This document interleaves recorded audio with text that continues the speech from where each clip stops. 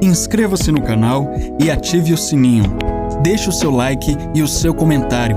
Compartilhe o vídeo e ajude a espalhar essa mensagem. Capítulo 9. Este nome na salvação. Não há salvação a não ser no nome de Jesus e no Senhor Jesus Cristo. É o único nome através do qual o pecador pode aproximar-se do grande Deus Pai.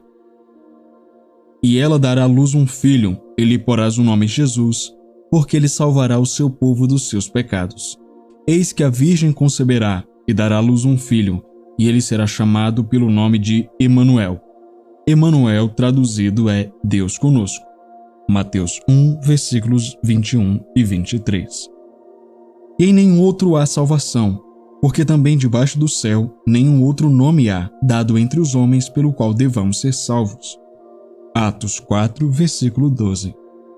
Ninguém pode chegar a Deus de outra maneira a não ser pelo nome de Jesus. Você não pode chegar a Deus através da natureza. Mediante a observação da natureza, você pode ficar sabendo que há um Deus. Mas você não poderá chegar a Ele através da natureza. Você não poderá chegar a Ele de qualquer outra maneira, exceto pelo nome de Jesus. É uma ideia radical, algumas pessoas dizem. Se é radical, então é radical. É isso que a Bíblia ensina. Não há nenhum outro nome que dê ao homem o direito de ser ouvido diante do trono de Deus. Jesus disse: Eu sou o caminho, a verdade e a vida. Ninguém vem ao Pai senão por mim. João 14, versículo 6. Capítulo 10. O nome e os batismos. O crente não somente é salvo pelo nome, mas o crente também é batizado no nome e com base no nome recebe o dom do Espírito Santo. Portanto, ide, ensinai todas as nações batizando-as para dentro do nome do Pai e do Filho e do Espírito Santo. Mateus 28, versículo 19. E disse-lhes Pedro: Arrependei-vos e cada um de vós seja batizado em nome de Jesus Cristo para perdão dos pecados e recebereis o dom do Espírito Santo. A Bíblia ensina que há 3 batismos disponíveis a cada pessoa em nome de Jesus. 1. O batismo que nos congrega ao corpo de Cristo por ocasião do novo nascimento. 2. O batismo na água. E 3. O batismo no Espírito Santo.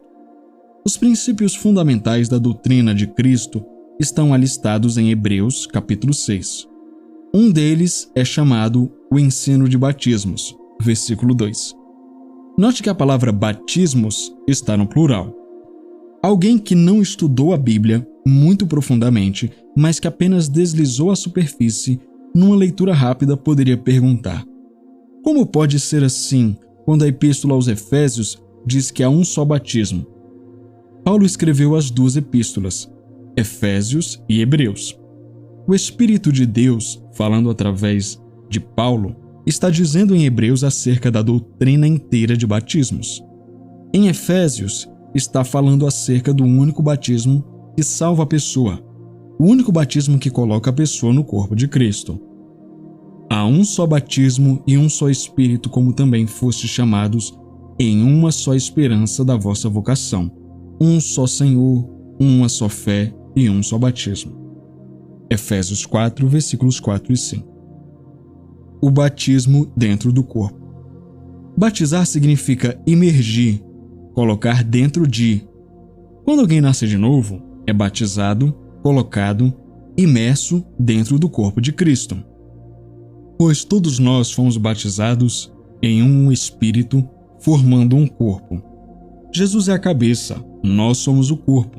A cabeça e o corpo são um só. A cabeça da pessoa não é chamada por um nome e seu corpo por outro nome. As pessoas não chamariam a cabeça de um homem de Tiago e seu corpo de Henrique. Cristo é a cabeça, nós somos o corpo e o corpo é Cristo. Aquele que está ligado ao Senhor é um só Espírito. Somos um com Ele. Porque todos quantos fostes batizados em Cristo, já vos revestistes de Cristo. Nisto não há judeu nem grego, não há servo nem livre, não há macho nem fêmea, porque todos vós sois um em Cristo Jesus. Gálatas 3, versículos 27 e 28. O batismo nas águas. O crente pode ser batizado nas águas como evidência externa daquilo que aconteceu no novo nascimento. O batismo nas águas não salva a pessoa. Eu sei disto. Fui batizado nas águas, morri e fui para o inferno. Clamei na escuridão enquanto caía para baixo da terra. Deus, pertenço à igreja, fui batizado nas águas. Eu estava tentando dizer-lhe que ele estava cometendo um engano. Eu não deveria estar indo naquela direção. Clamei mais alto. Deus, sou membro da igreja, fui batizado nas águas. Não houve resposta, apenas minha própria voz ecoando pela escuridão. Na terceira vez, literalmente urrei. Deus, Deus, sou membro da igreja, fui batizado nas águas. Não houve resposta. Cheguei ao fundo do abismo, à entrada do inferno. O calor batia no meu rosto. Uma criatura veio ao meu encontro e me pegou pelo braço direito para me escoltar para dentro. Então uma voz falou do céu. Soava como a voz de um homem. Não sei o que ele disse, não falou na minha língua. Mas, fosse o que fosse, surtiu efeito. Aquele lugar tremeu como se houvesse um terremoto. Aquela criatura retirou sua mão do meu braço. Uma sucção nas minhas costas, uma puxada irresistível, arrancou-me para longe das portas do inferno. Comecei a subir, com a cabeça para cima daquele abismo. Podia sentir a brisa fresca da terra antes de eu chegar até a boca do abismo em cima. Enquanto eu subia, começava a orar. Dizia: Pai, venho a Ti em nome de Jesus Cristo. Arrependo-me dos meus pecados. Rogo-Te que me perdoes. Vim à superfície, ao pé da cama, no dormitório sul de 405 North College Street, na cidade de McKinney, Texas, no dia 22 de abril de 1933. Pulei do pé da cama, passando por minha boca para entrar no meu corpo. Quando entrei no meu corpo, minha voz física retomou aquela oração exatamente na altura em que estava orando. Orei tão alto que, segundo me disseram, o trânsito parou numa distância de vários quarteirões. Graças a Deus, fui salvo. Naquele mesmo momento tive paz. Naquele mesmo momento, era como se um peso de 2 toneladas fosse rolado do meu peito. Naquele mesmo momento, nasci de novo, batizado no corpo de Cristo. Vários anos se passaram antes de eu ser batizado nas águas. Na realidade, já estava pregando e impondo as mãos nos enfermos durante 2 ou 3 anos antes de ser batizado nas águas. Eu sabia que na primeira vez que fui batizado nas águas não era salvo. Acho que o homem que me batizou provavelmente não era salvo também. Esperei, portanto, até achar alguém que era salvo e que tinha o poder de Deus na sua vida para me batizar. Algumas pessoas têm entrado em controvérsias procurando pormenores técnicos de uma fórmula para o batismo nas águas. A fórmula batismal não vai salvar você. Creio que devemos ser batizados em nome de Jesus. Não creio que devamos ser batizados em nome de Jesus somente. Quando batizo as pessoas nas águas, digo o seguinte: em nome do Senhor Jesus Cristo, eu agora te batizo em nome do Pai, e do Filho e do Espírito Santo. Graças a Deus pelo batismo nas águas. O batismo no Espírito Santo. O crente pode ser batizado no Espírito Santo e falar em outras línguas, segundo o Espírito de Deus lhe conceda falar. Jesus disse: porque na verdade João batizou com água, mas vós sereis batizados com o Espírito Santo não muito depois destes dias. Atos 1, versículo 5. Estas palavras foram cumpridas no dia de Pentecostes. E todos foram cheios do Espírito Santo e começaram a falar em outras línguas, conforme o Espírito Santo lhes concedia que falassem. Atos 2, versículo 4. É no fundamento do nome de Jesus que recebemos o dom do Espírito Santo. Pedro, pregando no dia de Pentecostes, disse: arrependei-vos e cada um de vós seja batizado em nome de Jesus Cristo para perdão dos pecados e recebereis o dom do Espírito Santo. Atos capítulo 2, versículo 38. O próprio Jesus declarou: Em meu nome falarão novas línguas. Marcos 16, versículo 17. Tudo no nome. 3 batismos estão à disposição de cada um de nós, mas é tudo no nome de Jesus. Fora deste nome, nenhum deles está à nossa disposição. Capítulo 11. O nome de Jesus em nosso dia a dia. O nome de Jesus tocava cada parte da vida dos crentes primitivos. O nome de Jesus ocupava um lugar nos seus pensamentos, nas suas orações, na sua pregação, coisas que hoje praticamente ignoramos. Nós, porém, em nosso andar cristão, em nossa vida cristã, em nossas orações, temos o mesmo direito de usar o nome de Jesus. Que o Senhor abra os olhos e os nossos corações para que conheçamos as riquezas da glória de Deus que estão ocultas neste nome, enquanto observamos de modo especial seu lugar no dia a dia do crente. Na oração. A maioria dos cristãos sabe que até certo ponto pode usar o nome de Jesus na oração, mas não fazem ideia de quanto ele significa. Alguns repetem o nome como papagaio e não funciona. A maioria das pessoas não espera que funcione. Muitas vezes, pessoas têm vindo a mim citando as escrituras como, por exemplo, Mateus 18, versículos 19 e 20, e dizem: Irmão Reagan, quer concordar comigo quanto a este assunto? Concordo com elas, faço uma oração, então pergunto: vocês concordam? Elas dizem: sim, concordo. Digo: então tudo está feito, não é verdade? Sim, está feito, dizem, e vão caminhando. No decurso do tempo, conversando com estas mesmas pessoas, pergunto-lhes acerca disto. Dizem: ora, irmão Reagan, não esperava muito que acontecesse mesmo. Não houve concordância, nem mesmo esperavam que acontecesse. Tinham citado a promessa de Jesus a respeito do uso do seu nome na oração da concordância, mas tinham falado da boca para fora. Não funcionou porque não concordaram do fundo do coração, do espírito. Não estavam na dimensão espiritual, não estavam na dimensão bíblica, estavam na dimensão natural, humana, na dimensão mental. É possível repetir textos bíblicos ou o nome de Jesus de memória ou por decoreba, simplesmente porque outra pessoa fala assim, e não funcionará. Mas bendito seja Deus, quando você conhece e reconhece o que a palavra de Deus realmente diz. Quando você crer nisso do fundo do seu coração, então funcionará.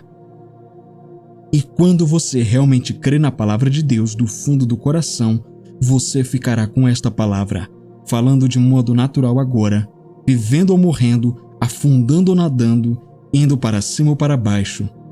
Às vezes pode parecer que você vai fazer tudo isto, morrer, afundar, ir para baixo, mas enquanto você ficar com ela, Deus ficará fiel à sua palavra. Ela funcionará. De modo breve, olharemos outra vez a promessa clássica de Jesus a respeito do uso do seu nome na oração. E naquele dia nada me perguntareis. Em verdade vos digo que tudo quanto pedirdes a meu Pai em meu nome, ele vo-lo há de dar.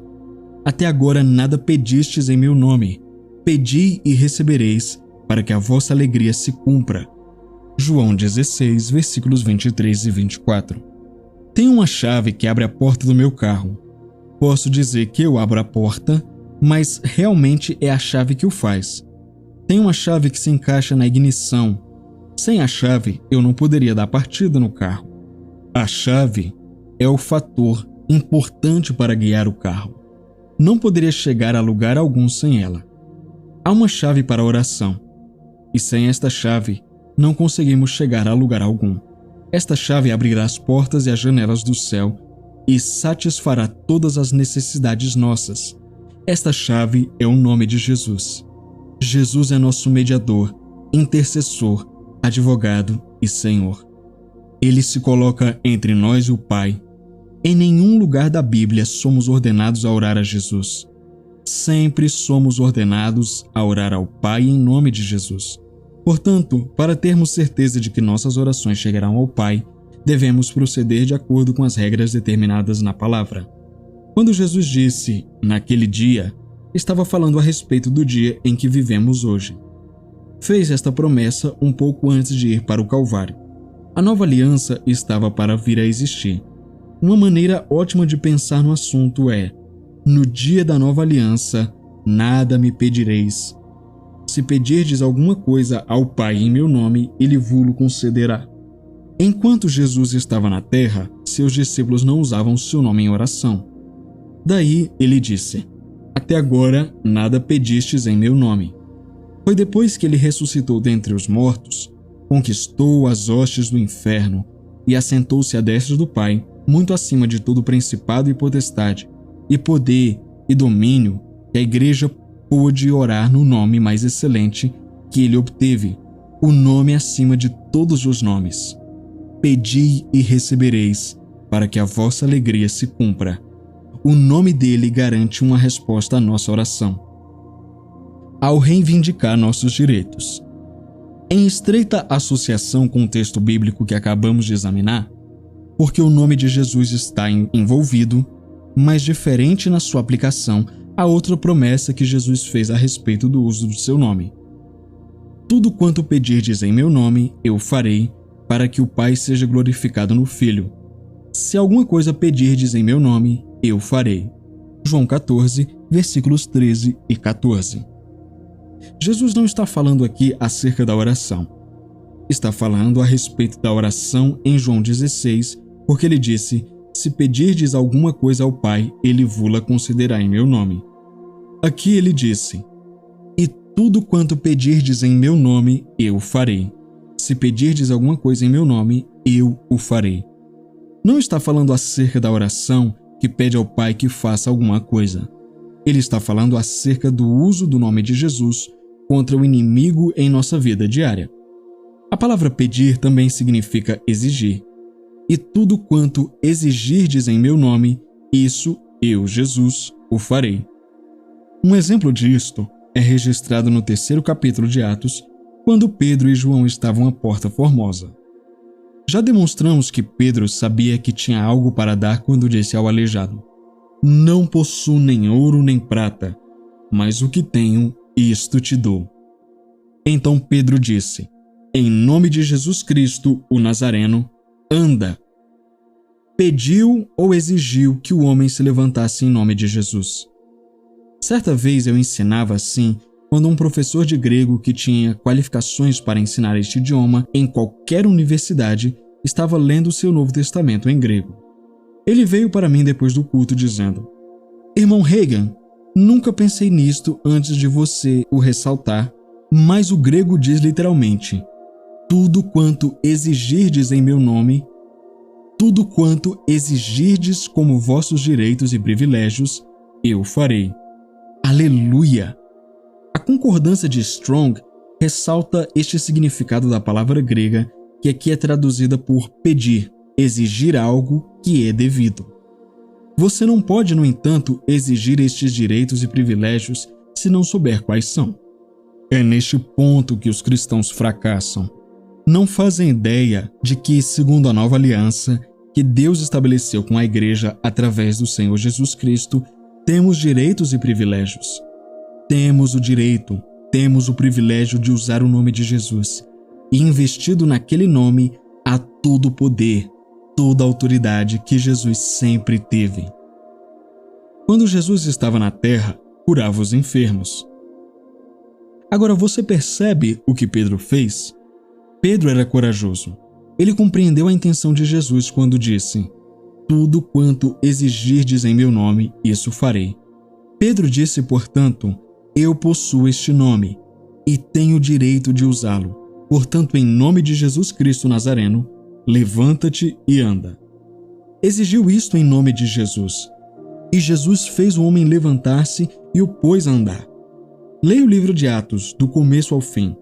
Você verá que os crentes primitivos usavam o nome exatamente desta maneira. Pouquíssima coisa é dita acerca de orarem pelos enfermos. Paulo o fez na ilha de Malta, Atos 28, versículo 8. Mas na maior parte do tempo, simplesmente usavam o nome de Jesus. Vários anos depois da cura do homem à Porta Formosa, por exemplo, Pedro falou a um homem que já havia 8 anos que estava confinado à cama: Enéas, Jesus Cristo te dá saúde. Levanta-te e faze a tua cama. E logo se levantou.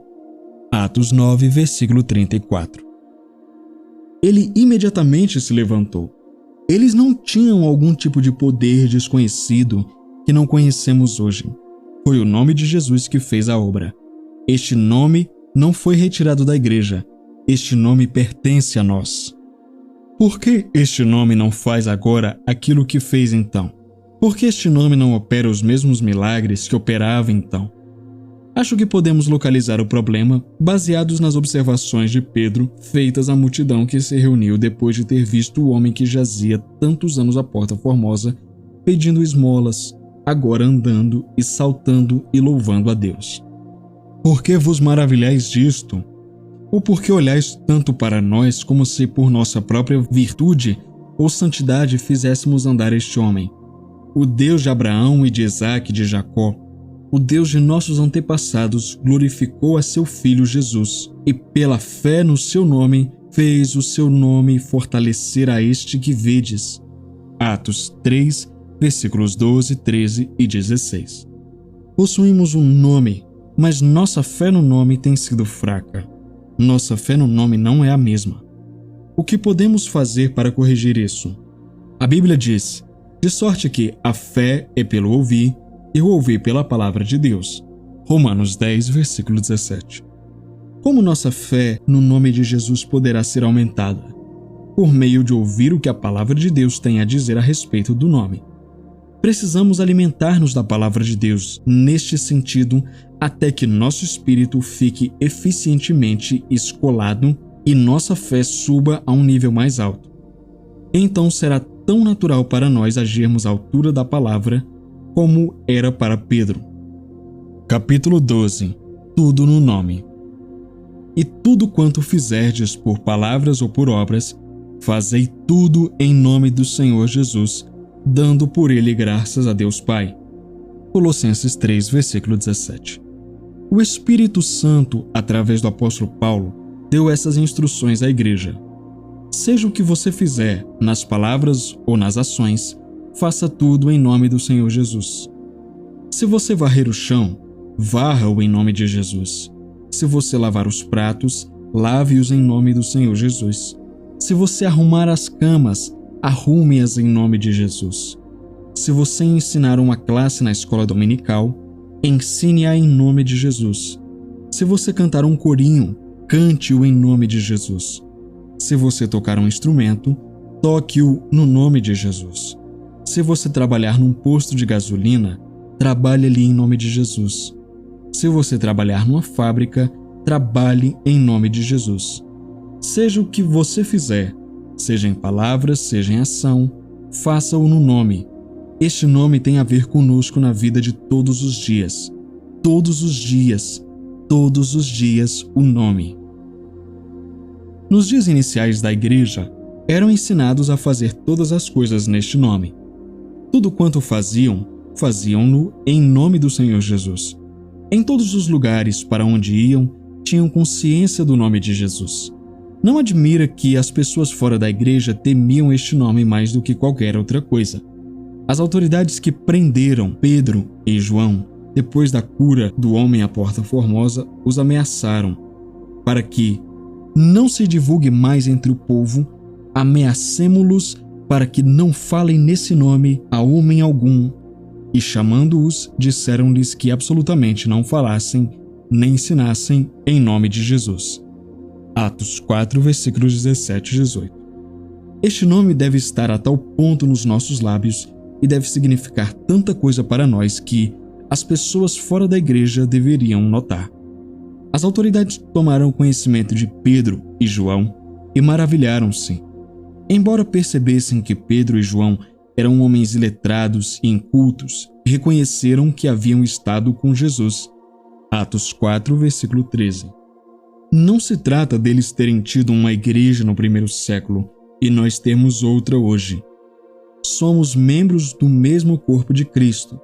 Aquilo que o Espírito de Deus escreveu para a igreja de Colossos, através do apóstolo Paulo, pertence à igreja hoje. Pertence aos crentes em todos os lugares. E tudo quanto fizerdes, seja por palavra ou por obras, fazei tudo em nome do Senhor Jesus, dando graças no nome.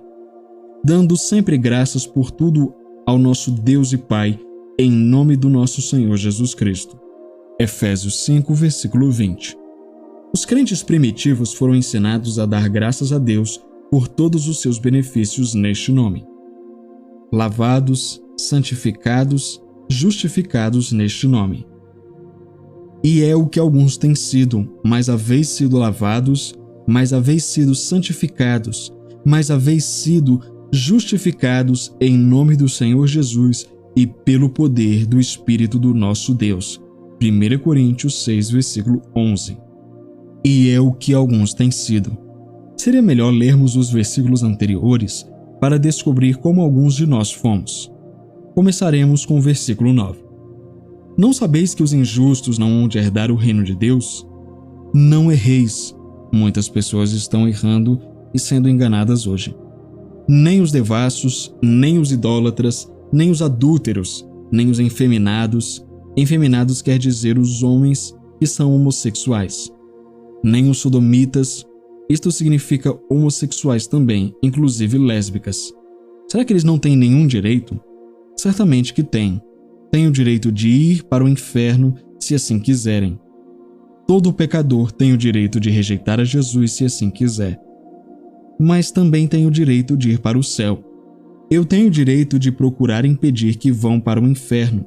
A maneira certa de fazer isso é transmitir a Bíblia para eles. Jesus amou-os e morreu por eles, e nós queremos ajudá-los. Mas você não ajuda as pessoas por meio de tomar o partido delas nas suas transgressões. A moralidade está envolvida aqui, e a Bíblia fala com clareza sobre o assunto.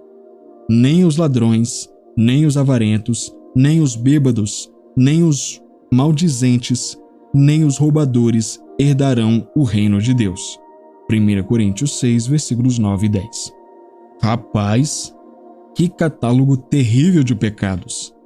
Mas louvado seja Deus pelo poder do nome de Jesus. O versículo seguinte diz: E é o que alguns têm sido, mas haveis sido santificados, mas haveis sido justificados em nome do Senhor Jesus Cristo, dando graças ao seu nome. Portanto, ofereçamos sempre por ele a Deus sacrifício de louvor, isto é, o fruto dos lábios que confessam o seu nome. Hebreus 13, versículo 15. Sempre, continuamente. Devemos fazer assim continuamente. Devemos oferecer continuamente o sacrifício de louvor, ou seja, o fruto de nossos lábios que sempre dão graças ao seu nome. Ungindo no nome. Está alguém entre vós doente? Chame os presbíteros da igreja e orem sobre ele, ungindo-o com azeite em nome do Senhor. Tiago 5, versículo 14. Ali está outra vez. Tudo quanto os crentes primitivos faziam, faziam-no no nome. Ungiam os doentes em nome do Senhor, crendo no nome. E o seu mandamento é este, que creiamos no nome de seu Filho Jesus Cristo e nos amemos uns aos outros, segundo o seu mandamento. Não somente somos ordenados a crer no Senhor Jesus Cristo, como também somos ordenados a crer no nome. O mandamento da nova aliança é que amemos uns aos outros e creiamos no nome. Capítulo 13. Em meu nome expulsarão demônios. O primeiríssimo sinal que, segundo Jesus disse, haveria de seguir aqueles que creem é: em meu nome expulsarão demônios. Marcos 16, versículo 17. Em outras palavras, exercerão autoridade sobre os demônios. Ele não disse que este sinal seguiria os pregadores. Não são apenas os pastores que têm autoridade sobre os demônios em nome de Jesus, mas sim todos os crentes. Os crentes devem saber que possuem esta autoridade. A Bíblia, nosso manual, registra o seguinte exemplo. Em nome de Jesus, Paulo expulsou um demônio de uma moça endemoniada, libertou-a e sacudiu a cidade de Filipos até os próprios alicerces. Aconteceu que, indo nós à oração, nos saiu ao encontro uma jovem que tinha espírito de adivinhação, a qual, adivinhando, dava grande lucro aos seus senhores. Esta, seguindo a Paulo e a nós, clamava, dizendo: Estes homens que nos anunciam o caminho da salvação são servos do Deus Altíssimo. Isto fez ela por muitos dias, mas Paulo, perturbado, voltou-se e disse ao espírito: Em nome de Jesus Cristo, te mando que saias dela. E na mesma hora saiu. Note que esta moça era possessa de espírito. Paulo não falou à moça, falou ao espírito. Disse ao espírito: Em nome de Jesus Cristo, te mando que saias dela. E na mesma hora saiu. Versículo 18. Atos 16, versículos de 16 a 18. Aquele espírito tinha de sair. Não existia nenhuma possibilidade de ele não sair. Lembre-se de que Filipenses 2, versículos 9 e 10 diz: Pelo que também Deus o exaltou sobremaneira, e lhe deu um nome que é sobre todo nome, para que ao nome de Jesus se dobre todo o joelho dos que estão nos céus, dos que estão na terra e de seres que estão debaixo da terra. Aquele espírito tinha de curvar-se ao nome. Os demônios têm de sair diante deste nome. É o nome que opera isso, e este nome tem para a igreja o mesmo poder que tinha naquele tempo. Que tesouro temos no nome de Jesus! Como, porém, o temos negligenciado? E.W. Kenyon observou: pensaríamos naturalmente, ao ler essa literatura religiosa moderna e ao ouvir os sermões de um pregador mediano, que os demônios tinham cessado de existir ou que foram acurralados junto às favelas da cidade e que estavam passando a totalidade do seu tempo entre as camadas mais baixas da humanidade. Em dezembro de 1952, enquanto eu e um pastor orávamos na cozinha de sua casa pastoral, o Senhor Jesus Cristo apareceu diante de mim numa visão. Ele disse: Vou te ensinar a respeito do diabo, dos demônios e dos espíritos maus. Desta noite em diante, aquilo que a minha palavra chama de o discernimento de espíritos operará na sua vida e no seu ministério quando você estiver no Espírito. Fiquei arrebatado naquela visão durante 1h30, enquanto Jesus me ensinava. Durante a visão, vi um espírito operando através de certo indivíduo, perturbando um pastor e criando problemas que poderiam ter provocado uma divisão na igreja. Não lide com a pessoa, Jesus me disse. Lide com o espírito. Temos perdido o alvo ao procurarmos lidar com a pessoa. Paulo falou ao espírito e não à moça. Como faço isto? Eu perguntei. O pastor estava no mesmo estado do país que eu, mas aquela outra pessoa estava em outra parte do país. Não há distâncias na dimensão do espírito, disse o Senhor. Simplesmente fale para aquele espírito e ordene-lhe em meu nome, dizendo: Espírito imundo que está operando na vida, e ele pronunciou o nome da pessoa, que está perturbando e embaraçando o ministério do servo do Senhor, pronunciou seu nome. Mando-te que desistas da tua operação e que cesses tuas manobras neste mesmo momento. Na visão consegui ver o espírito que estava operando através daquele indivíduo. Quando eu disse aquilo que Jesus me mandou dizer, aquele espírito agachou-se choramingando e lamuriando-se como um cachorrinho castigado. Então falou para mim: Eu sei que tenho de ir se o Senhor me mandar embora, mas não quero ir. Eu disse: Já te mandei, em nome de Jesus Cristo. Não se tratava dele ter medo de mim, Kenneth Hagin, por mim mesmo, mas lembrou-se como Jesus morreu e foi para o inferno em meu lugar, e como lá embaixo, nas regiões escuras dos perdidos, no próprio reino de Satanás, Jesus o derrotou. Lembrou-se como Jesus ressuscitou e lançou para trás as forças das trevas, como ele despojou principados e potestades. Lembrou-se como Jesus paralisou Satanás. Ele se lembrou como ele o destronizou. Por isso, aquele espírito ficou com medo. Diante do nome de Jesus, partiu e nunca mais provocou problemas no ministério daquele homem. Pouco tempo mais tarde, eu realizava uma reunião em Pueblo, Colorado. Certo homem veio pela ordem da fila enquanto estávamos impondo as mãos sobre os enfermos. Ele me contou que era nervoso e que não conseguia dormir. Sua esposa contou-me mais tarde que ele tivera problemas na sua saúde mental e que já havia 6 meses que não conseguia trabalhar. Os médicos tinham dito a ela que o próximo passo necessário seria mandá-lo para um manicômio estadual. Coloquei as mãos sobre ele e orei pela sua cura, que seus nervos fossem sarados e que ele pudesse dormir. Aí passei a orar pela próxima pessoa na fila. Continuei ministrando a mais 4 ou 5 indivíduos. Cerca de 10 minutos tinham passado desde o momento em que este homem voltara para o seu assento, que ficava à minha direita. Acontece que dei uma olhada na direção dele e, com os meus olhos bem abertos, Deus me permitiu que enxergasse a dimensão espiritual. O dom de discernimento de espíritos é ver ou ouvir dentro da dimensão espiritual. Vi um demônio sentado no seu ombro direito. Parecia um macaco de pequeno porte. Segurava a cabeça do homem numa chave de braço. Compreendi o que estava errado com o homem. Eu lhe disse: "Volte para cá." Quando ele veio andando, eu consegui ver o demônio sentado no seu ombro tão claramente quanto vi o homem. Então eu disse ao demônio: "Você terá de ir embora." Ele disse: "Sei disto. Sei que tenho de ir embora se o Senhor me mandar." Eu disse: no nome do Senhor Jesus Cristo, deixe a mente e o corpo deste homem agora mesmo." Eu o vi cair do ombro do homem para o chão.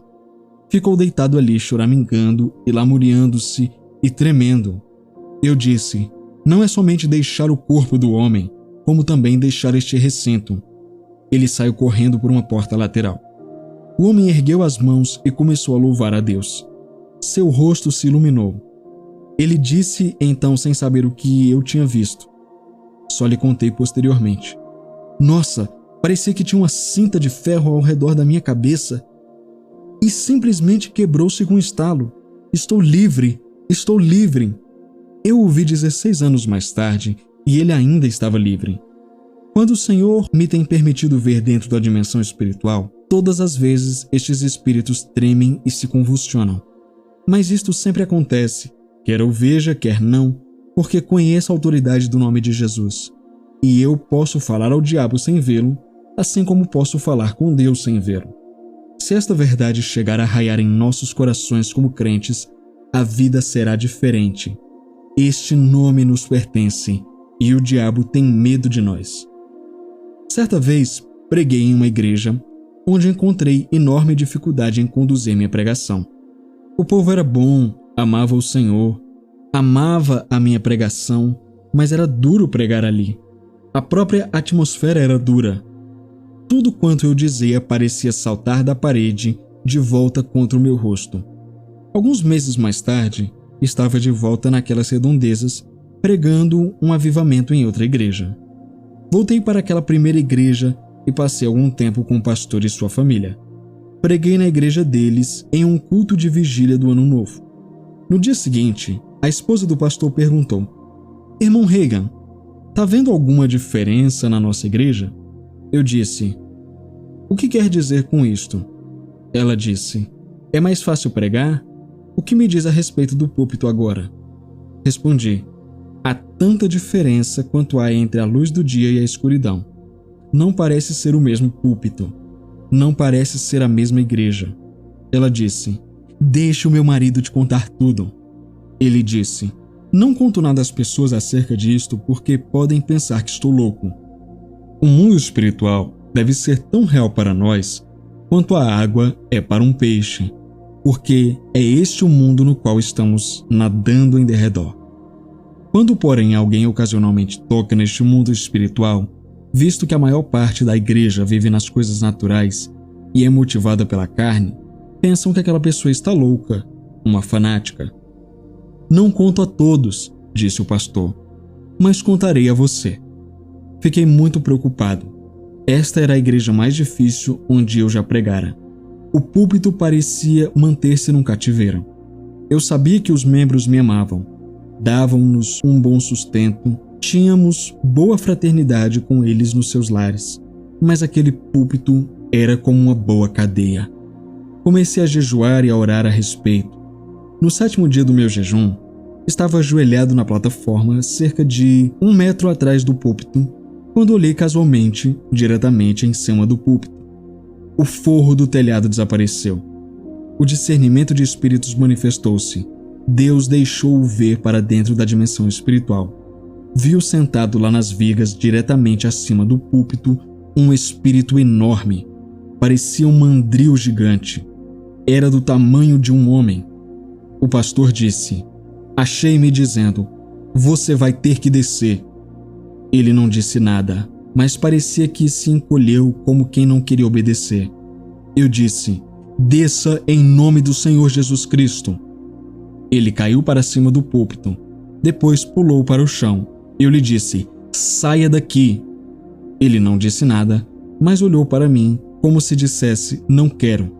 Eu disse: "Vá marchando para fora daqui em nome de Jesus." Ele marchou até descer da plataforma. Eu marchei logo atrás dele. Ele caminhava 4 ou 5 passos e então parava olhando para mim, quase implorando. Eu dizia: "Não, continue." Mas ele se recusava a movimentar-se até que eu dissesse em nome de Jesus. Descemos pela passagem entre os bancos da igreja, parando depois de cada 4 ou 5 passos.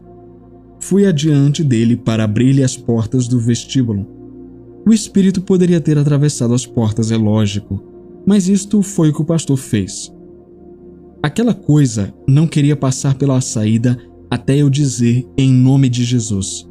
Depois, abri a porta da frente, dei um passo para trás e disse: "Vá andando para fora." Ele ficou parado ali. Não disse palavra alguma, mas eu percebi pela expressão do seu rosto que estava me implorando: "Não faça isto." Eu disse: "Em nome de Jesus," e ele foi andando. Desceu pelas escadas da igreja e chegou até o meio do pátio. Depois parou, virou-se e olhou outra vez para mim. Eu disse: "Nada disto, vá andando em nome de Jesus." Chegou até a calçada. Eu disse: "Vai ter que ir andando e nunca mais volte para este local."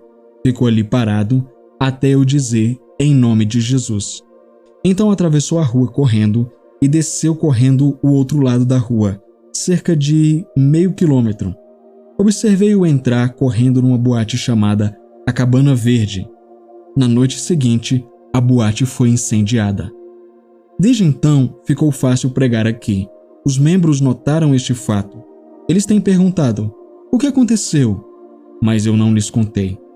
Depois que Jesus apareceu para mim em 1952 e me ensinou a respeito do assunto dos demônios, com base na palavra de Deus, fui guiado para estudar este assunto com mais afinco.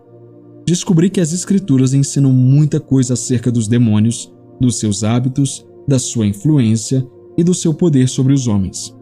Efésios 6 ressalta um combate. Este combate não é contra outros seres humanos. Não é contra o sangue e a carne.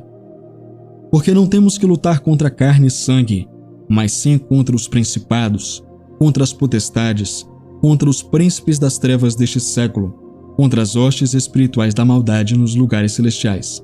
Efésios 6, versículo 12. Leia a passagem inteira, Efésios 6, versículos de 11 a 12, e você descobrirá que esta luta está especialmente ligada com a área da oração. Observe o que Paulo escreveu para a igreja em Colossos a respeito de um ministro chamado Epáfras. "Saúda-vos Epáfras, que é dos vossos, servo de Cristo, combatendo sempre por vós em orações, para que vos conserveis firmes, perfeitos e consumados em toda a vontade de Deus." A palavra grega, traduzida aqui por esforçar-se sobremaneira, é interpretada por outras traduções como lutar. Significa contender, esforçar-se, combater. Epáfras estava sempre contendendo, esforçando-se, combatendo em prol dos efésios nas suas orações. Contra quem estava lutando? Contra quem estava agonizando? Certamente não com Deus Pai. É a vontade de Deus abençoar os homens. A oração não muda Deus. Deus não muda.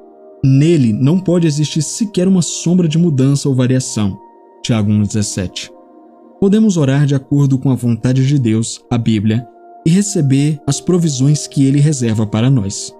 Mas não lutamos, não contendemos, não nos esforçamos nem combatemos contra ele. A luta é contra a força invisível que está guerreando de modo inteligente contra o próprio Deus. Esta força invisível é logicamente o diabo e os demônios e toda a sua atividade. O diabo guerreia contra o plano de Deus. Ele tem guerreado contra o ministério que Deus me chamou para cumprir. Eu me trancava na última igreja que pastoreei durante 2 ou 3 dias a fio, só jejuando e orando. Deus estava lidando comigo para eu deixar o pastorado e sair para o ministério do campo.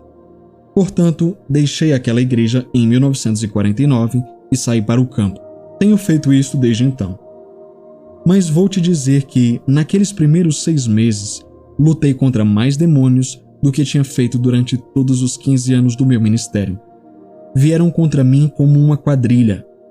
Veja bem, se pudessem ter frustrado o plano de Deus, teriam impedido o que estamos fazendo hoje. Houve uma luta, e eu não sabia tudo quanto sei agora. Foi assim que aprendi muitas coisas. Além disso, os demônios dominam as pessoas de tantas maneiras que não fazemos ideia. Procuram impedir as pessoas de virem a Deus. Procuram reter os cristãos de crescerem espiritualmente.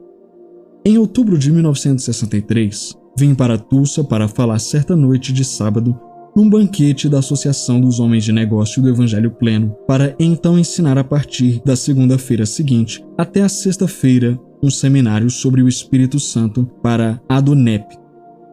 Realizamos o seminário numa igreja local. Deus começou a agir e, em vez de durar 5 noites, a reunião durou 8 semanas. Ministrei em cultos por dia, de manhã e à noite, durante aquelas 8 semanas. Certa tarde, entre os cultos, estava numa das salas da escola dominical, orando a respeito do culto da noite. Cansara-me de ficar de joelhos e estava deitado de costas no tapete, orando em outras línguas. De repente, o Espírito de Deus me falou a respeito do meu genro, Bud Harrison. O reverendo Harrison era no momento presente em que escrevo este livro, pastor fundador da Comunhão Cristã da Fé em Tulsa, Oklahoma. Ele é também presidente da casa publicadora Harrison House, mas em 1963 tinha problemas. Ele não conseguia ficar firme em coisa alguma, não queria manter-se em emprego algum, simplesmente o deixava e saía andando. Não ficava na igreja. Um dia podíamos vê-lo na igreja regendo o coro, e tudo estaria ótimo. Em outro dia podíamos vê-lo fora da igreja, soprando fumaça de charuto no meu rosto. Eu nunca falava coisa alguma. Eu simplesmente o amava. Sabia que o diabo tinha as garras nele. Ele era uma montanha russa, ou um cristão ioiô, para cima e para baixo, para dentro e para fora. Sendo assim, enquanto eu ficava ali deitado de costas orando em outras línguas, acerca do culto daquela noite, o Espírito de Deus me disse de repente: há 3 demônios que seguem Buddy por onde ele vai. Tive uma visão espiritual rápida. Eu o vi andando pela calçada. Estava sendo seguido por 3 cachorrinhos, conforme parecia.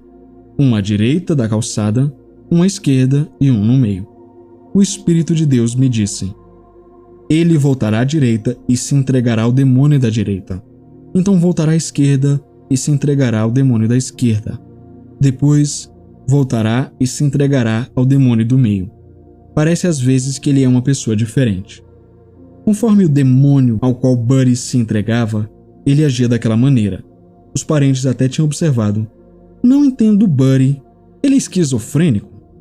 Buddy era um cristão nascido de novo e cheio do Espírito. Mas não é porque alguém foi cheio do Espírito Santo que não é mais capaz de fazer ou de ceder ao diabo. A pessoa ainda tem uma vontade própria. Você pode entregar-se ao diabo e deixar o diabo te dominar em qualquer tempo que você quiser. Você pode ceder à carne e deixar ela te dominar. A Bíblia ensina que temos que lidar com o mundo, a carne e o diabo. Mas você não está obrigado a ceder a qualquer destes, graças a Deus.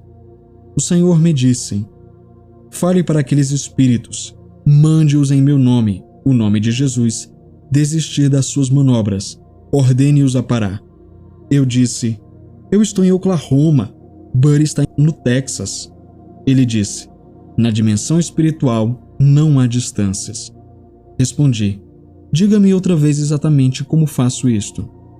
Ele disse: você diz: em nome do Senhor Jesus Cristo, ordeno que vocês, os 3 espíritos imundos que seguem Buddy por onde ele vai, desistam das suas manobras e cessem suas operações. Ergui-me para uma posição sentada e disse aquilo. Então veio para mim a palavra do Senhor dizendo: dentro de 10 dias ele terá um emprego, continuará no emprego até fazer outra coisa que tenho para ele. Escrevi num papel, marquei a data e coloquei o papel na minha carteira. Na ocasião seguinte em que vi Buddy, ele me disse: meu sogro conseguiu um emprego. Eu disse: eu sei disto. Tirei aquele papel da carteira e o passei a ele. Ele disse: foi exatamente neste dia que conseguiu o emprego, ao contar 10 dias a partir da data marcada ali. Permaneceu naquele emprego e foi um grande sucesso. Nomearam-no gerente assistente e quiseram colocá-lo como gerente de outro negócio. Mas Deus o chamou para Minneapolis para ser regente do coro de uma igreja. O chefe dele comentou o seguinte com alguém que contou para mim: não entendo aquele jovem. Foi para aquele lugar distante para dirigir cânticos por $100 por semana. Eu lhe ofereci uns $20.000 por ano para dirigir este negócio. Garanti-lhe $30.000 dentro de 18 meses. Não há dúvida de que dentro de 5 anos ele poderia estar ganhando $50.000 ou $60.000.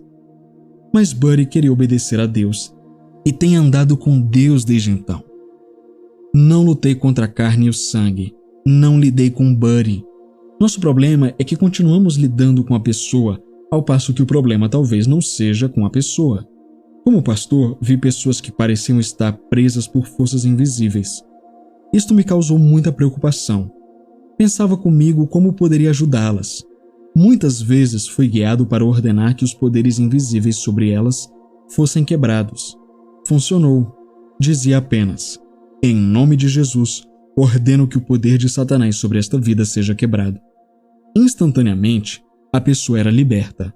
Vi isto acontecer uma e outra vez, uma vez após a outra.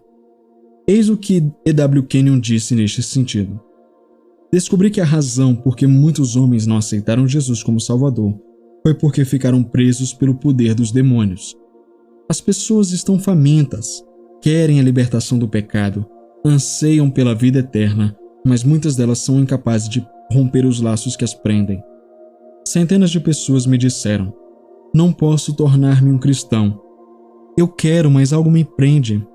Simplesmente tenho colocado a mão no ombro de tais pessoas dizendo: em nome de Jesus de Nazaré, ordeno que o poder que te prende seja quebrado. Agora, em seu nome poderoso, fique de pé. Com lágrimas de alegria, elas têm obedecido. Já orei com homens que estavam presos por hábito, o fumo, a bebida, as concupiscências, e no mesmo nome poderoso os tenho visto libertos, geralmente de modo instantâneo. Não creio que Deus queira que seus filhos sejam presos por coisa alguma. Simplesmente não deixo que coisa alguma me domine. Como jovem pastor batista de uma igrejinha do interior, aceitei um emprego numa loja no mês de Natal para ganhar um dinheiro adicional. Várias vezes por dia, nós, os balconistas, revezávamos para comprar refrigerantes do tipo cola no restaurante ao lado. Um exemplo, Coca-Cola. Eu estava bebendo de 4 até 6 por dia. Terminado o horário do serviço, cada vez que passava por aquele café, sentia-me obrigado a tomar Coca-Cola. Certo dia, fiquei parado na frente daquele café e disse: não deixarei que as colas me dominem. A partir de hoje, nunca mais beberei outra. Nunca mais tomei uma cola desde aquele dia até hoje. E já se faz quase meio século. Não digo que é pecado tomar Coca-Cola ou qualquer outro refrigerante de cola, mas se você for um alcoólatra, cafeólatra ou qualquer outra coisa do tipo ólatra, não se deixe dominar. Se você se sente obrigado a tomar alguma coisa, largue-a. Isso afetará sua fé e impedirá sua fé de funcionar.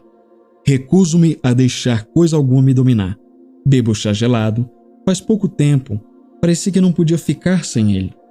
Daí larguei-o por um período só para comprovar que não era obrigado a tomá-lo.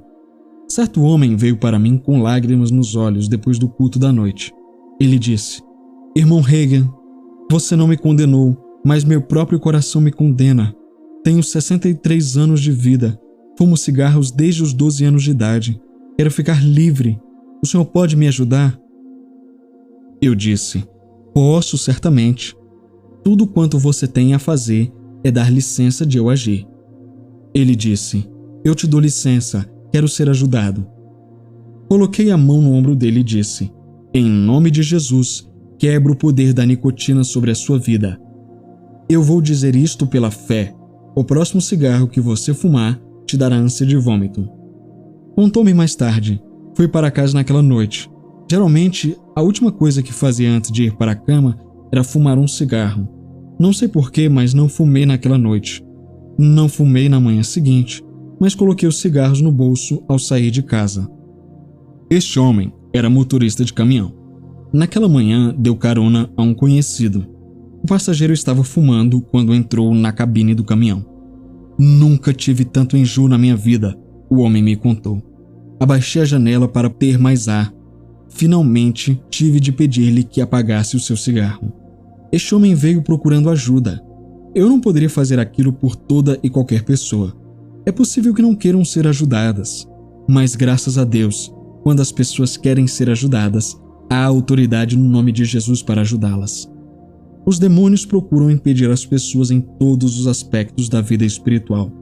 Procuram afastar as pessoas de todas as bênçãos de Deus. Os cristãos que se sentiam por demais tímidos para testificar ou para orar em público têm tido a língua instantaneamente liberta em nome de Jesus. Sempre devemos estar sensíveis ao Espírito Santo quando estamos lidando com as pessoas. Quando, por exemplo, oramos para cristãos serem cheios do Espírito Santo, às vezes é o diabo que os detém. Não é sempre assim, mas estou sensível ao Espírito Santo quando oro com as pessoas e sei quando o caso é assim.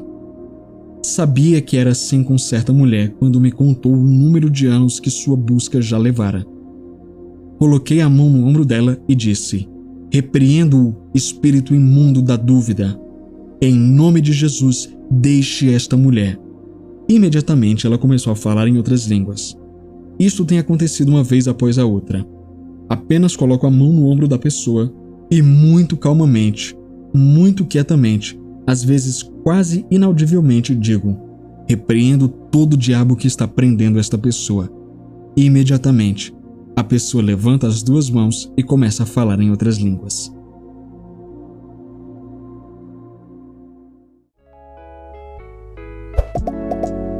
Inscreva-se no canal e ative o sininho.